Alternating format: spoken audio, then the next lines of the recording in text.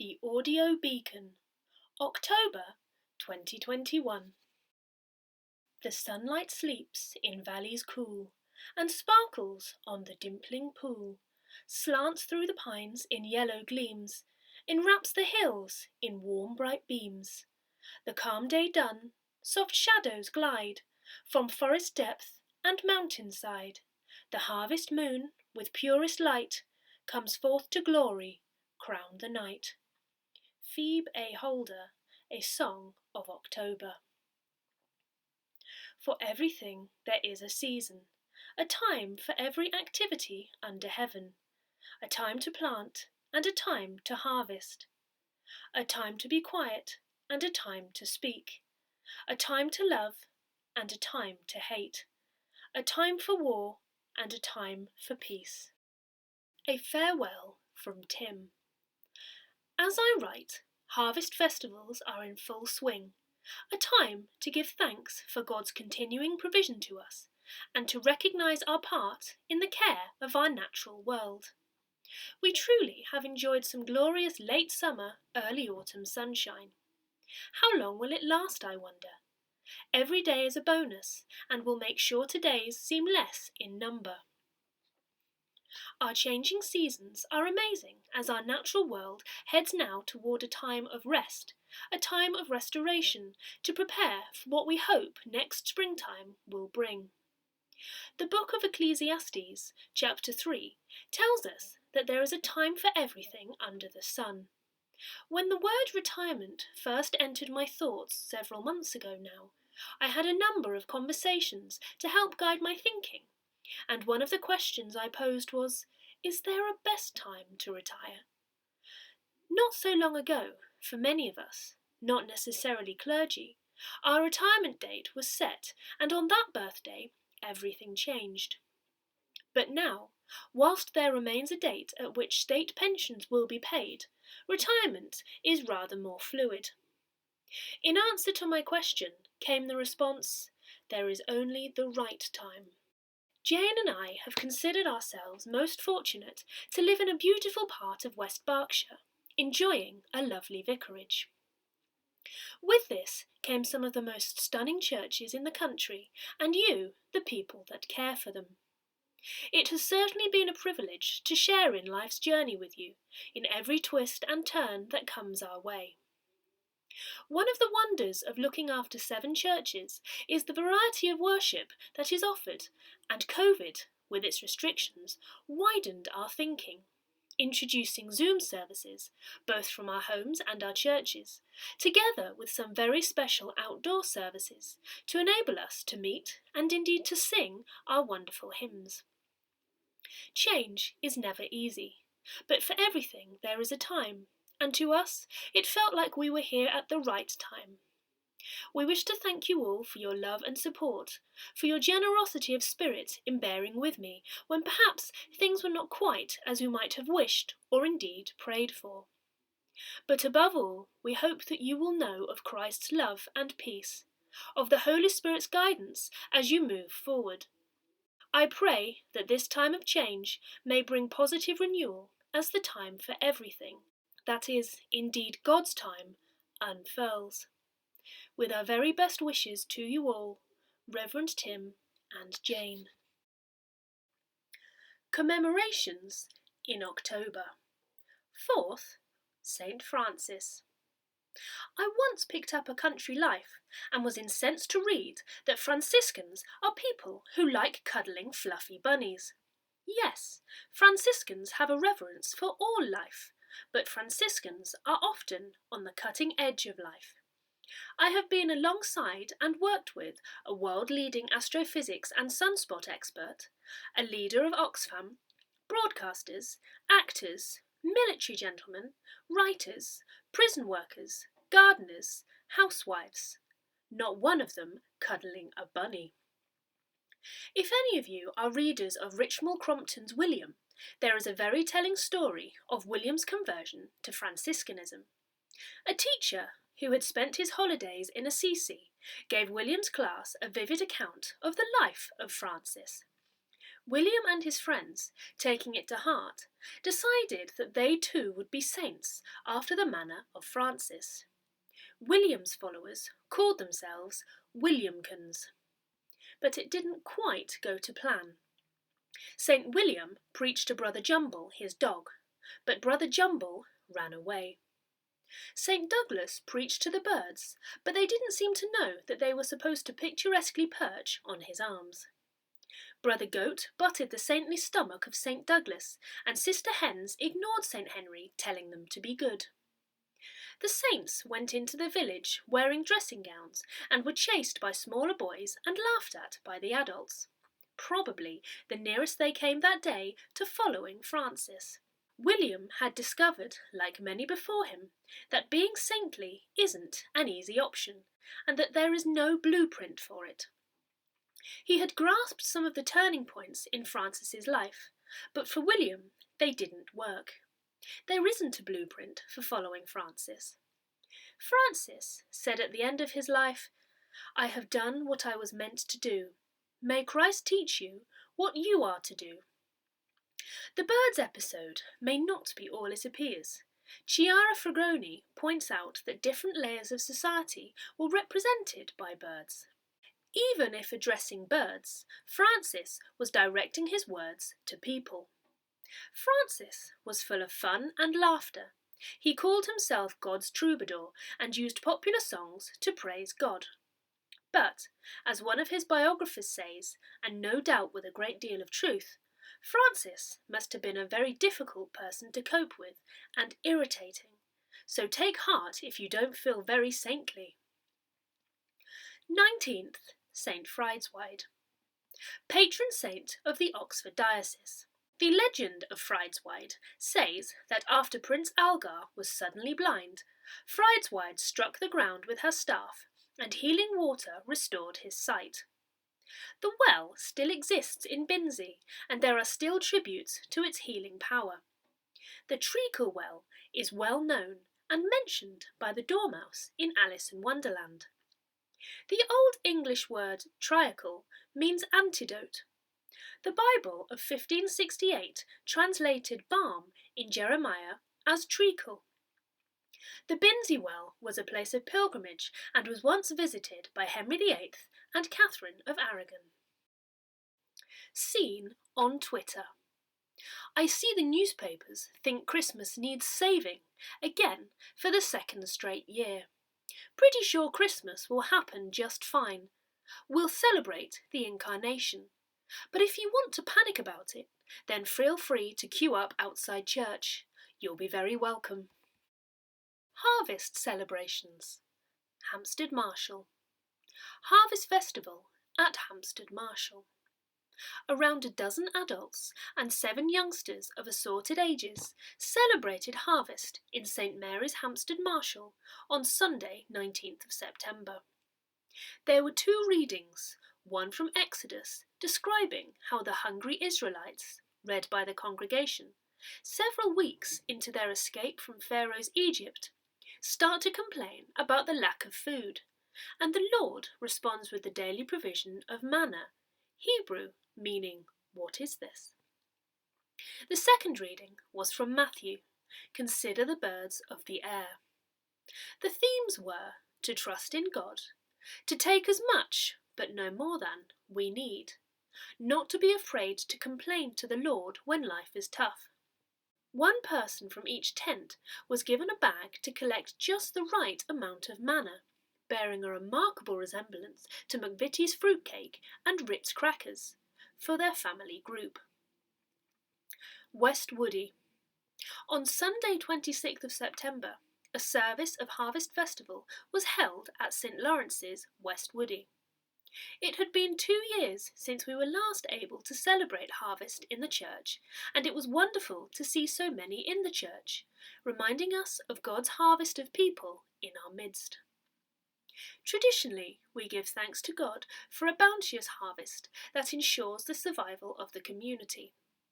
Today, most of us are removed from the production of food and take it for granted that there will be lots of food on the shelves of the supermarkets to load into our trolleys. As members of a rural parish, it is particularly good to be reminded of the wonder of nature with the skill of the farmers and agronomists who harness the resources God has provided to produce our food. St. Lawrence's had been beautifully decorated with various vegetables and sheaves of wheat displayed in the window niches, as well as stupendous flower arrangements on the font and in the chancel. We are fortunate that our congregation includes such talent that is freely given to the benefit of us all and to worship God in so many ways. Andy Fox Boudwin. A busy and immensely rewarding weekend for St Michael and All Angels Church, Enbourne. On Saturday, 25th of September, the church restarted the previous monthly coffee mornings in the barn, to be joined by a group of pilgrims from St John's and St George's churches who had walked from Newbury to Enbourne. After a short service in the church, led by Reverend Becky Bevin, locals and pilgrims ate their packed lunches together. On Sunday evening, Reverend Gary Collins, St John's, led a Forest Church outdoor service on the theme of Breathe, the Song of Creation. The congregation sat on the sheltered south side of the church around a small fire and with magnificent views across the valley. We were encouraged to focus on the life-giving and usually unnoticed continuous act of breathing, an act that is shared with all living creatures and which links humans inextricably into the whole of God's creation. Avington. The 8 a.m. communion service on 17th of October will be celebrated in Avington Church, a rare occasion to worship in this beautiful little church. Inglewood. A service of Holy Communion will be held at Inglewood on Tuesday, 12th of October at 3 p.m. In the past. In 1905, the Inkpen Temperance Band advertised that it was available for bookings, consisted of 20 players in full dress uniform and played good class music. In 1906, it was reported that Inkpen Brass Band had a very successful season. Had the word temperance been dropped, or did Inkpen have two bands? Can we expect a revival to brighten the Benefice with good class music? In August 1900, 100 children and friends from Enbourne School went to the Isle of Wight. They caught the first train from Woody Station, arrived at Southampton, boarded the SS Her Majesty and crossed to Cowes, returning in the evening. Oh, that we could still do that! There has been a resurgence of interest in often forgotten military graves in churchyards. There is, of course, the Civil War graves in Enbourne. I believe there is a post-war military grave in Hampstead Marshall. Here, Tessa gives an account of a Victorian soldier in Kintbury. Perhaps other parish sleuths might investigate their records. Charles Morton, A Casualty of the Boer War, by Tessa Locke. As you walk through Kintbury churchyard towards the new gate at the top of the path leading to the canal, pause a while to read the inscription on a stone to your right. The name at the top of this particular stone is that of George Morton, who died on November 24th, 1885, aged 53. There is nothing particularly unusual about that. However, read on. The inscription below reads, also of Charles, son of the above, who was killed in action at Vlakfontein, South Africa, on Feb 8th, 1901, aged 23 years. Charles Morton had been killed during the Second Boer War, a conflict fought from 1899 to 1902 between Britain and the South African Republic and the Orange Free State. At that time, it would have been very unusual for a soldier's body to be returned to his homeland, and closer reading of the grave's inscription reveals that it does not say, "Here lies." So this gravestone commemorated Charles, but does not mark his resting place. I have tried to find out more about Charles Morton and his family. However, As so often happens when researching local history, my searching has raised far more questions than it has answered. Many people wrongly believe that, in years gone by, poorer families rarely moved from their places of birth. Anyone who has spent time studying family history will know that this is not necessarily the case. Charles's father, George, named on the gravestone, was born in Daventry, Northamptonshire, in 1832, where his father, William Morton, was an innkeeper. By 1851, the Morton family had left Northamptonshire for Fulham, where William, presumably embracing new opportunities, was working as a conductor on a horse-drawn omnibus. I can find no trace of William or George Morton on the 1861 or 1871 censuses, but in 1881 George turns up again, far away from the increasingly urbanised streets of Middlesex where he lived as a child. George is now married to Ellen, and they are living in West Ilsley with their 3 children: Frederick, who is 7, Charles, 2, and a baby daughter. George is working as a groom in a racing stables. At some point in the following 10 years, however, the family experienced many changes because, by the census of 1891, Charles is living in Kintbury with his mother and stepfather, Edward Brooks, a labourer. According to the inscription on the gravestone I mentioned earlier, Charles's father, George Morton, had died on November 24th, 1885.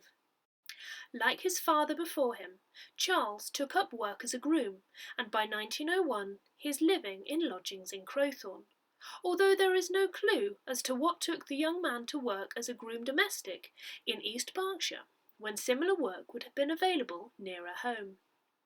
However, by the following year, Charles was even farther away from his mother's home in Kintbury. As the gravestone tells us, on 8th of February 1902, Charles was killed on active service in South Africa.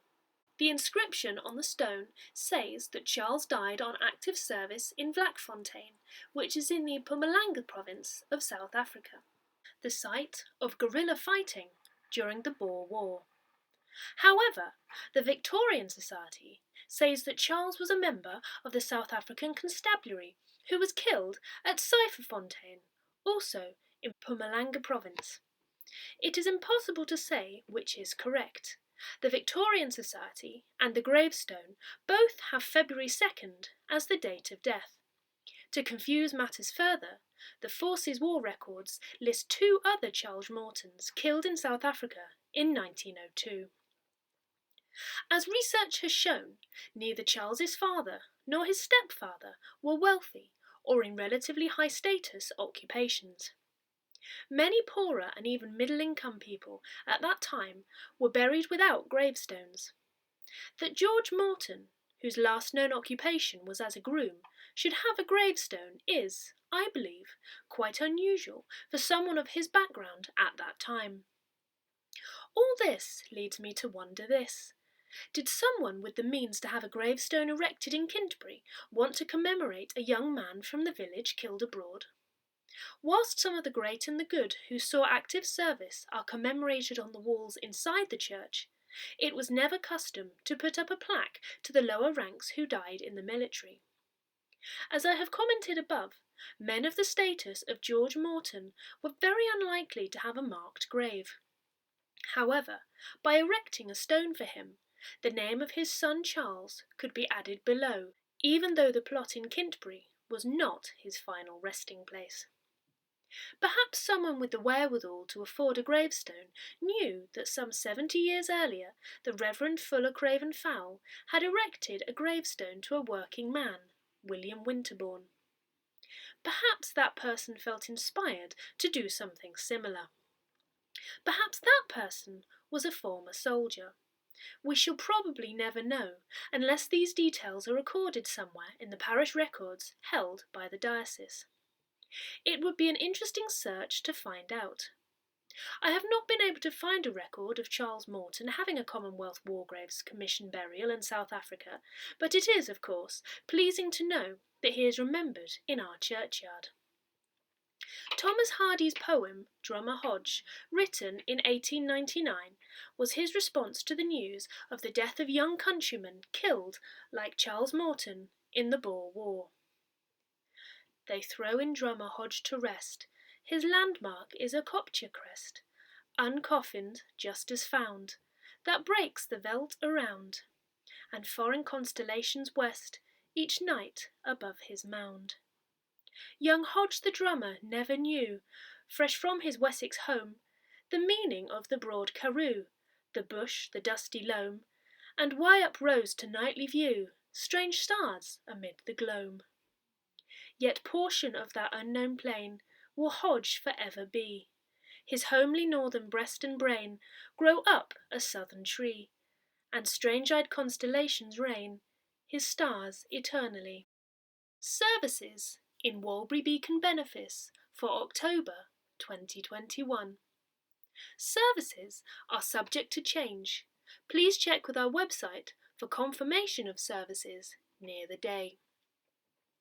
All our services are subject to the current government restrictions and will require social distancing, wearing of face masks, etc. Sunday 3rd of October, Enbourne, Harvest Matins, 9:45 a.m.